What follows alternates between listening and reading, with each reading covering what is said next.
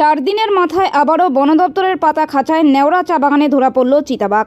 4 দিন পার হতে না হতেই আবারও নেওড়া চা বাগানে বন দপ্তরের পাতা খাঁচায় ধরা পড়ল স্ত্রী চিতাবাঘ। এবার 3 নম্বর আবাদি এলাকায় আটক হলো ওই চিতাবাঘ। উল্লেখ্য, গত শুক্রবার এই চা বাগানের 16 নম্বর আবাদি এলাকায় পাতা খাঁচায় ধরা পড়েছিল এক পুরুষ চিতাবাঘ। বন দপ্তর ও শ্রমিকদের থেকে জানা গিয়েছে, ওই চা বাগানে গত শুক্রবার একটি পুরুষ চিতাবাঘ আটক হয়। শ্রমিকদের ধারণা ছিল চা বাগানে আরও চিতাবাঘ রয়েছে, কারণ মাঝে মধ্যে শ্রমিক মহল্লার ছাগল, শুয়োর সহ অন্যান্য গবাদি পশুর উপর হামলা চলছিল। শ্রমিকদের আবেদন ও চা বাগান কর্তৃপক্ষের অনুরোধে বনকর্মীরা আবার খাঁচা পাতে। 4 দিনের মাথায় মঙ্গলবার সকালে শ্রমিকেরা দেখতে পায় খাঁচায় আটক হয়েছে চিতাবাঘ। মুহূর্তে ভিড় জমে যায়। খবর পেয়ে মালবাজার থেকে বন্যপ্রাণ স্কোয়াডের কর্মীরা ঘটনাস্থলে গিয়ে চিতাবাঘ উদ্ধার করে।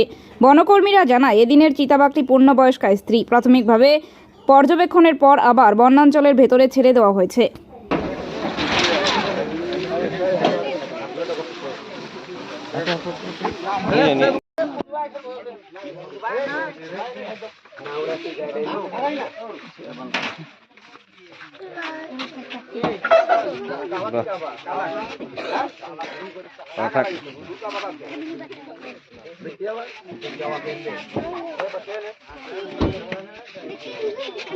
ব্রহ্মপুরে দীর্ঘ কয়েক বছর ধরে অত্যাধুনিক সুবিধার সাথে শেহান বিমল রায়ের নেতৃত্বে টিচার রতন রায় কারাটের প্রশিক্ষণ দিয়ে চলেছেন।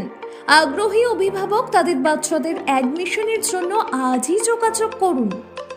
আমাদের নাম্বার 9678190076।